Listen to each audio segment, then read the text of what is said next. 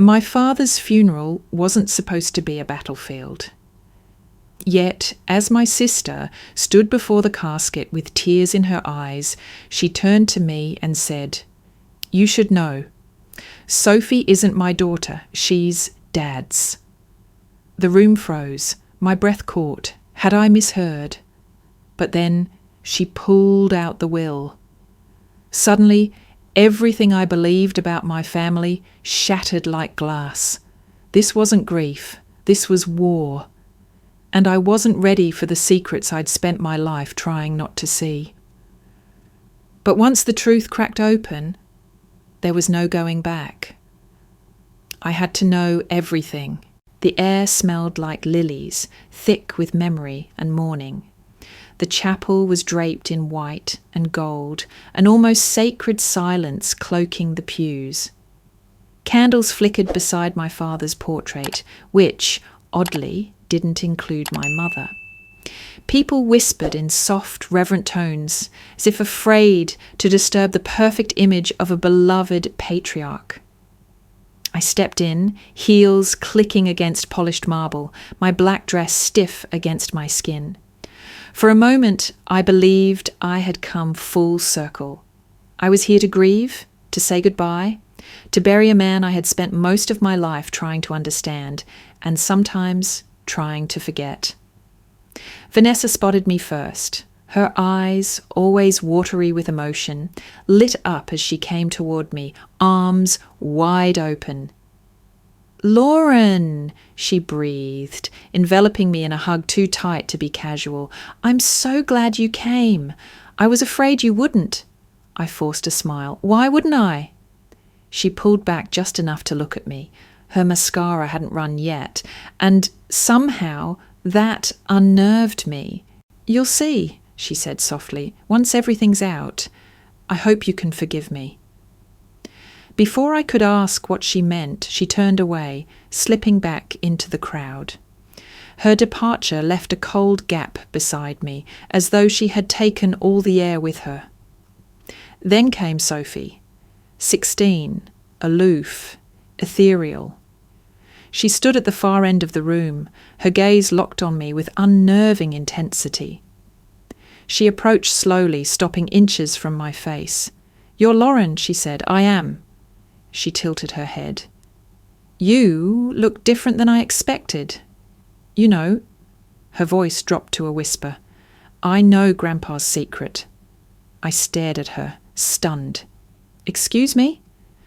She just smiled, turned, and walked away as though she hadn't just cracked the floor beneath my feet.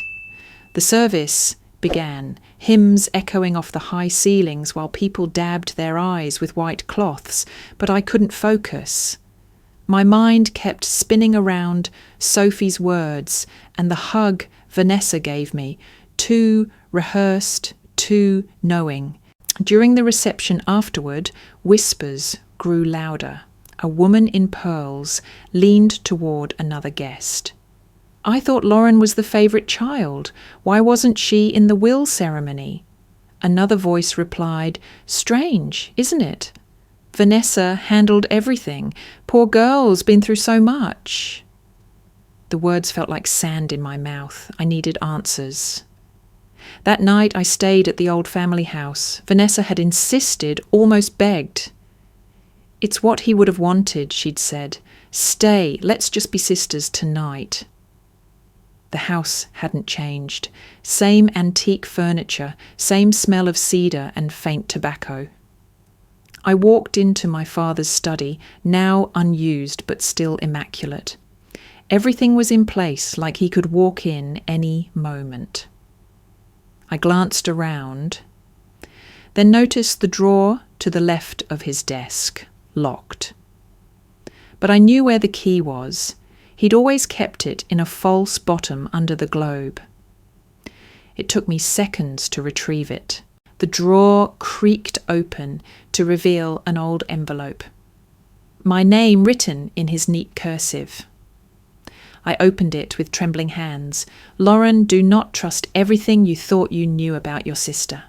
The truth will unravel itself in time." And when it does, remember, you are not crazy. You never were. My blood turned cold. I leaned back, trying to breathe. My eyes wandered to the bookshelf, to an old family photo album. I opened it absent-mindedly, flipping through pages of birthdays, holidays, smiling faces. Then I stopped. A photo tucked in the back, uncaptioned. A baby, Sophie, but being held by my father, not Vanessa, and not in a hospital, in our living room. That was strange. Vanessa had always claimed Sophie was born during a storm in a hospital across town. I flipped the photo over, a date only 6 months after Vanessa disappeared, for a semester abroad. I had never seen the baby bump, never even thought to question it. I stared at the photo, my chest tightening. Maybe it was just a grandfather's pride, holding his new granddaughter. That's what I told myself. But the way he looked at her, it didn't feel like a grandfather's gaze. Later that night, I passed Vanessa in the hallway. Her hair was down, and for the first time, I noticed a small scar near her collarbone. "What happened there?" I asked before I could stop myself. She touched it, almost reflexively. "Oh, that?" she said lightly. "Just a stupid accident. Years ago." But her eyes said something different. I went to bed with my father's letter under my pillow and Sophie's words echoing in my mind. "I know Grandpa's secret." I wasn't sure what it meant yet, but I had a terrible feeling that I would soon find out. The next morning, sunlight slipped through the curtains like a lie pretending to be peace. I lay awake, staring at the ceiling, still gripping the letter my father wrote. My heart was a clenched fist. Something had shifted, something permanent. Over breakfast, Vanessa seemed chipper, almost inappropriately so for someone in mourning. She stirred her coffee with precise elegance, the clinking spoon a steady, haunting rhythm. "I was thinking," she said, "maybe we could go through some of Mum's old things today. Might be nice. Closure, you know." "Sure," I said. The word felt heavy on my tongue. She led me to the attic, where boxes sat like graves, untouched, undisturbed. I opened one labelled Eleanor, my mother's name. Inside were journals, faded covers, torn edges, but her handwriting unmistakable. I sat cross-legged and opened one at random. He's doing it again. I see the way he looks at her. I try to speak, but he calls me sick, says I'm imagining things, that Vanessa is just a child. But I see it. My throat went dry.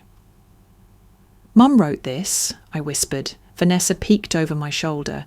"She wasn't well," she said quickly. "She had episodes, paranoia, you remember?"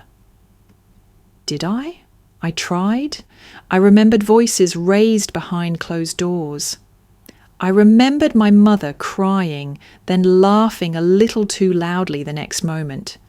I remembered my father's calm, dismissive tone, always telling me, "Don't worry, honey, your mum's just tired." I used to believe him. But now, the pages told a different story. Not of madness, but of warning.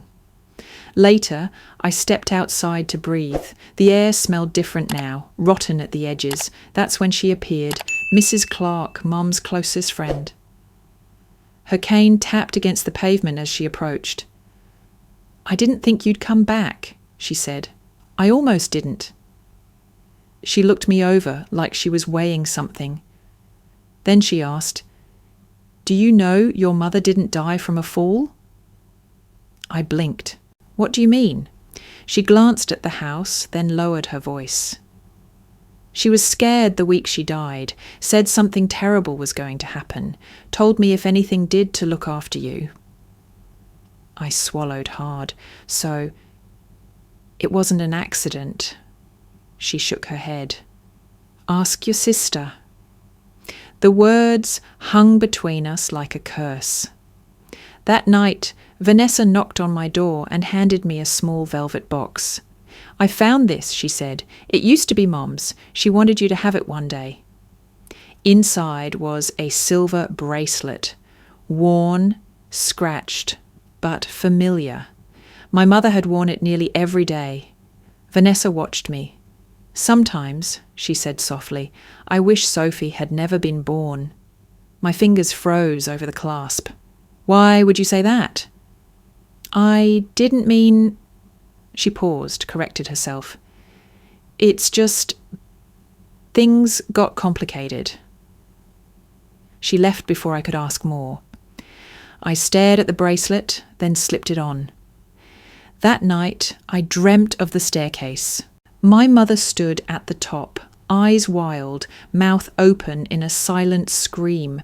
A shadow approached from behind. Hands, a push. She fell. I woke up gasping, drenched in sweat. My wrist throbbed. I pulled back the sleeve of my pyjama.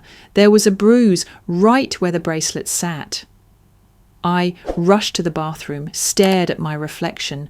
My eyes were bloodshot, haunted. Was I losing my mind like she had, or was I finally starting to see clearly? I needed proof. I remembered the study had an old storage drive Dad used for backups. He was meticulous that way. I dug through drawers, cables, keys until I found it. I plugged it into my laptop. Folders blinked to life. One stood out, 1996 spring video logs. My heart pounded as I clicked. There she was, Vanessa, barely 16, sitting on the couch, her belly swollen. She smiled shyly at the camera. "Say hi to the baby," Dad's voice said behind the camera. Vanessa giggled. "Hi, baby," she whispered. I stopped the video. I couldn't breathe. Vanessa had never gone abroad. She hadn't transferred schools. She had disappeared for 6 months and returned as if nothing had happened. No one had asked questions, not the neighbours, not the family, not me. I opened another video. This time my mother was on screen. Her face pale, her hands trembling. "I won't let you do this," she said to someone off camera. "She's a child. You're her father." The feed cut off suddenly. I sat in the dark, the glow of the screen reflecting off my tears. Everything I thought I knew, everything I had buried, was rising, poisonous and undeniable. My mother had tried to fight, and she had paid the price. I had to finish what she started. The lawyer's office was too quiet for what was about to be said. Mahogany furniture, leather chairs, and brass lamps tried to lend dignity to a moment that was anything but dignified. I sat across from Vanessa and Sophie, the will folder open on the desk between us. I had come expecting confusion, maybe a fight over assets. I hadn't expected blood.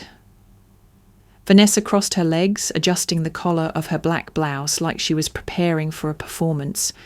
And then she smiled.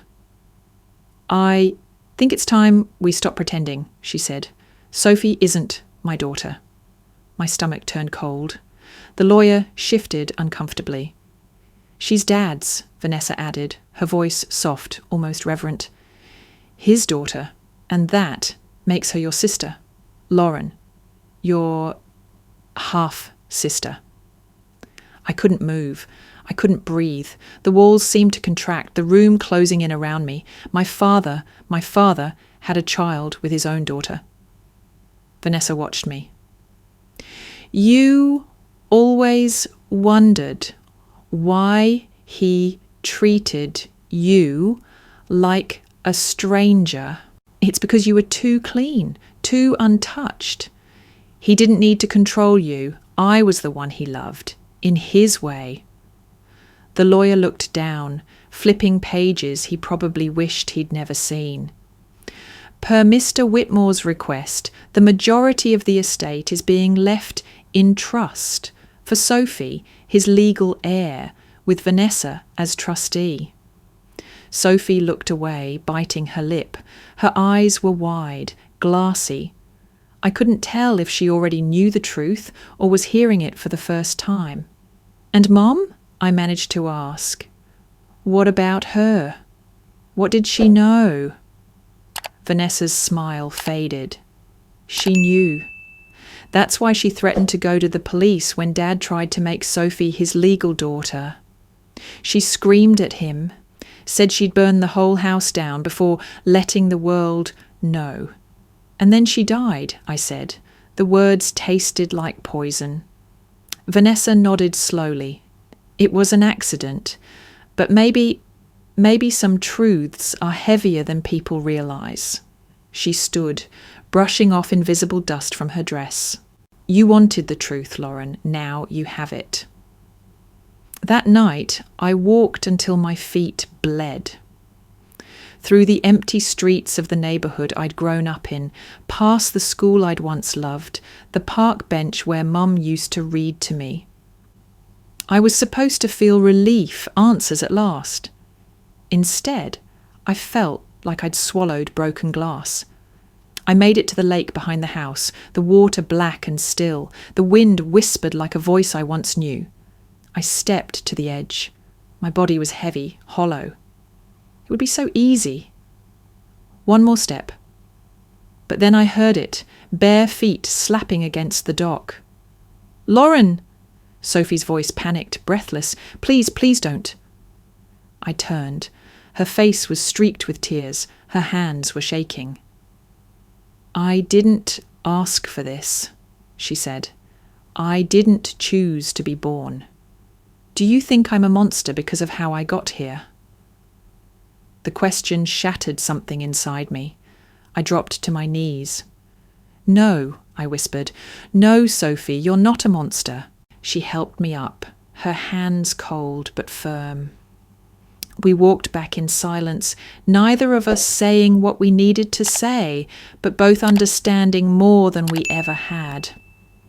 The next morning, I woke to an email from Vanessa, a single link. The video began with my mother, her face blotchy and red, tears streaming down.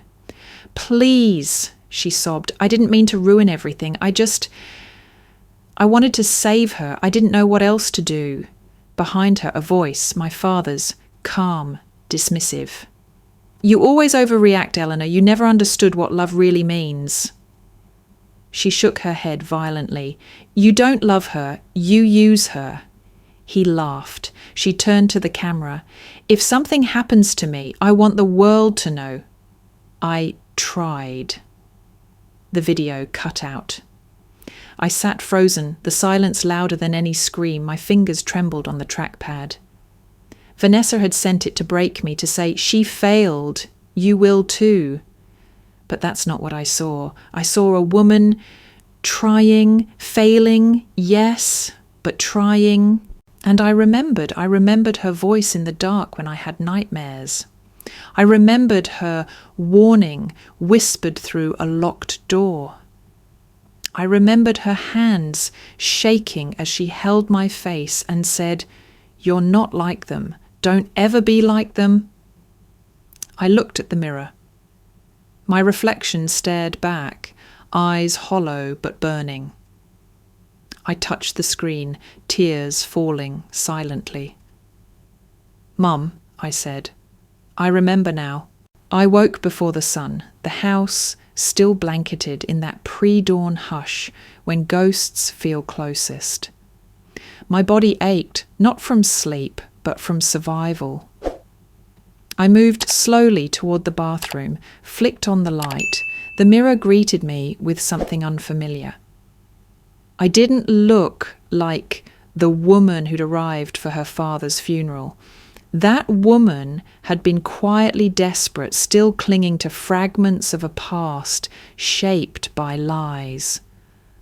The woman in the mirror now, her eyes were sharp, her spine was straight, her lips didn't tremble. I wasn't the forgotten daughter anymore. I was the last one standing from a poisoned bloodline. In the attic, I searched through my father's old filing cabinets until I found what I didn't know I was looking for.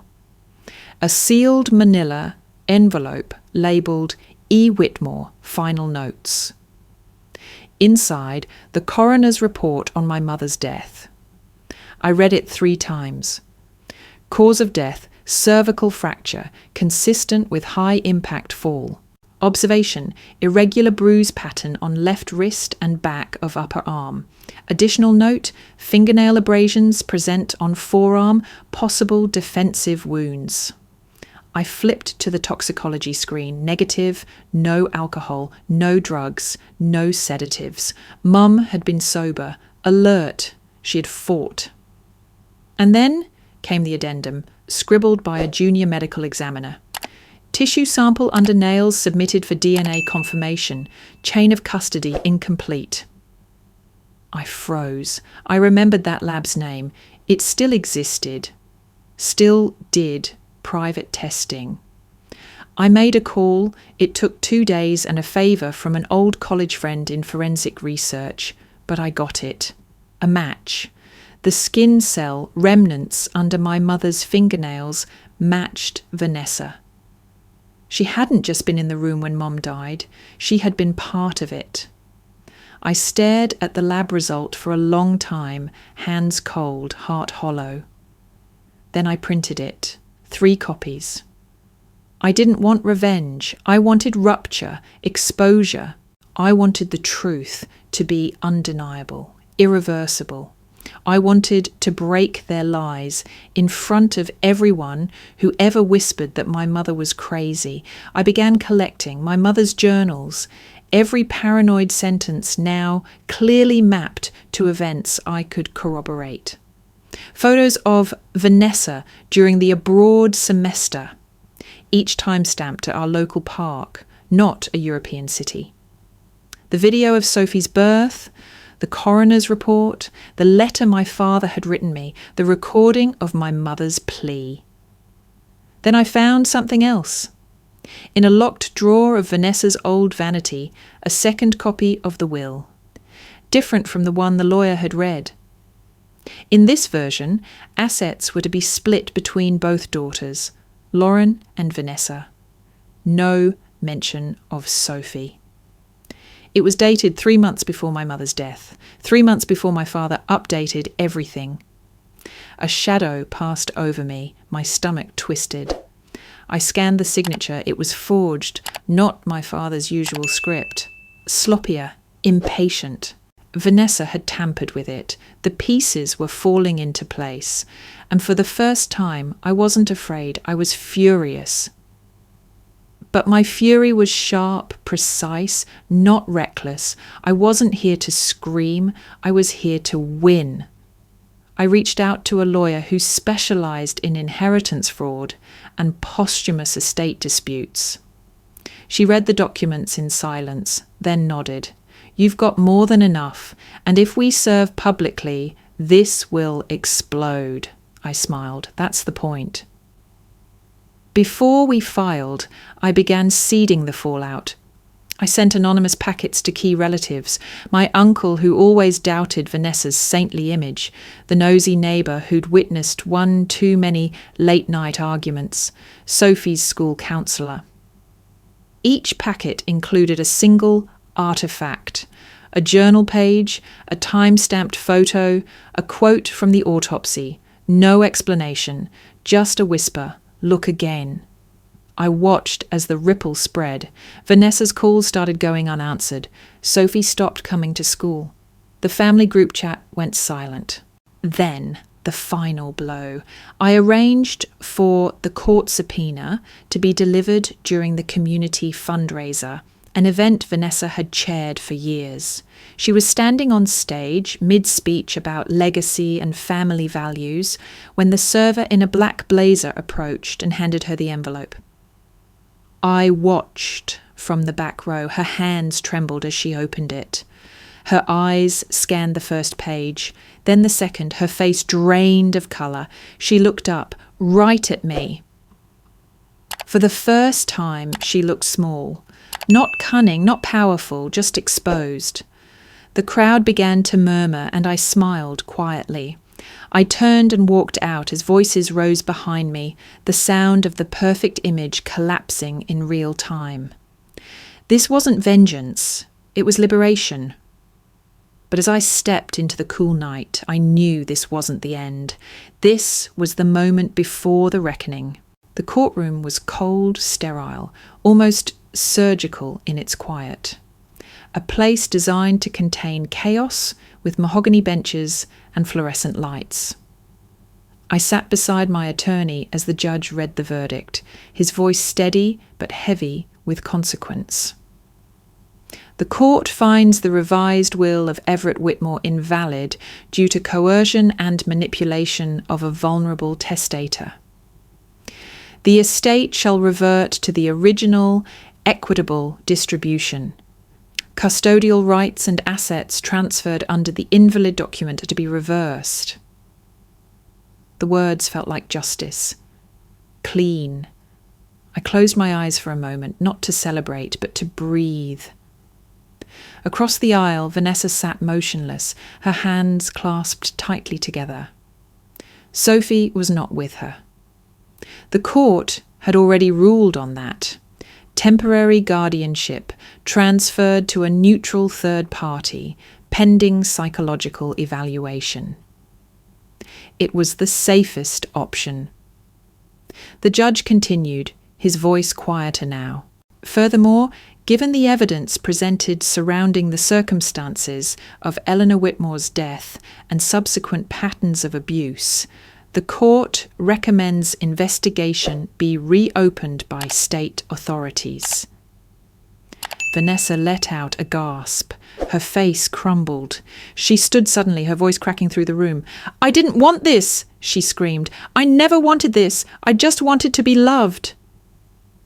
The bailiff stepped forward, gently guiding her back to her seat.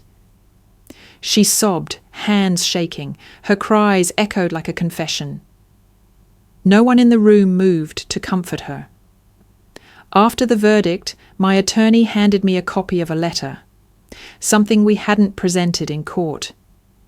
It hadn't been necessary, but it had come to us days before the trial from a man named Richard Kavanagh, my father's oldest friend. It was written in my father's hand, dated 6 months before Mom's death. "Rich, I don't know what to do. Eleanor's starting to unravel again. She's threatening to take Vanessa away, says what we have is sick. I can't lose her, Rich, not after everything. Sometimes I think there's only one way to free her from all this." He hadn't signed it, just folded it with a photograph of Vanessa, arms wrapped around his waist, both of them smiling in a way no father and daughter should. I handed it back to my lawyer. "Let it go," I said. "The system already saw enough." I didn't need the court to convict the dead. The headlines spread quickly. "Socialite heiress under investigation for estate fraud. Dark secrets of the Whitmore family uncovered." For a week, Vanessa's name was everywhere. Then, just as quickly, it disappeared, replaced by new scandals, newer sins. But the damage remained. The Whitmore name, once synonymous with philanthropy and prestige, became a whisper of disgrace. Our relatives, those who once praised Vanessa's poise, turned their backs. "We didn't know," they said. "She was always different." And someone left a note on my doorstep. "The blood doesn't lie, but it doesn't define you either." There was no name, I didn't need one. Vanessa vanished. No interviews, no press statements. The house she once lived in was repossessed. Sophie, after months of therapy, chose to live with a distant aunt in Oregon. She never asked for my help. I didn't force it. Sometimes being free means walking away from even the ones who share your wounds. The old family house returned to my name. The keys sat on my kitchen table for a week before I finally went back. The moment I stepped inside, the silence hit me. The walls still remembered everything, the laughter, the shouting, the cold footsteps in the hallway at midnight. I didn't bring boxes or bags. I brought one thing, a framed photo of my mother, taken long before any of it began. She was smiling at the ocean, hair windblown, eyes bright with something I now recognized as hope. I placed it on the mantel. Then I walked through every room, touching the walls like saying goodbye to a ghost that had finally said my name. I didn't stay. I left the lights off, locked the door, and slid the keys back into my pocket. Let the house rest, let it rot or remember. I didn't care. It wasn't home anymore.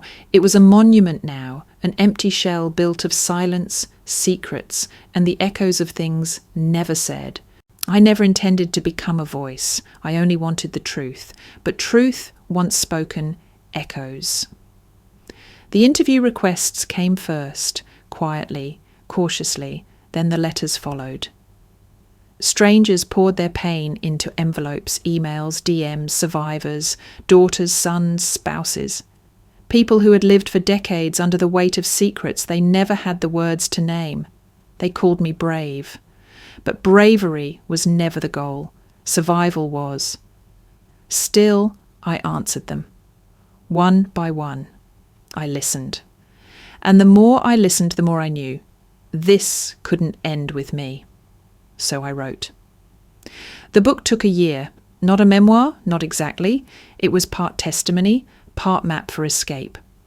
I called it The Family That Never Was. My editor said it was too raw. I told her that's how the truth feels. It hit bestseller lists within weeks. I travelled, spoke at conferences, sat in panels beside therapists, lawyers, advocates. I saw my mother's story reflected in the eyes of people who'd never heard her name.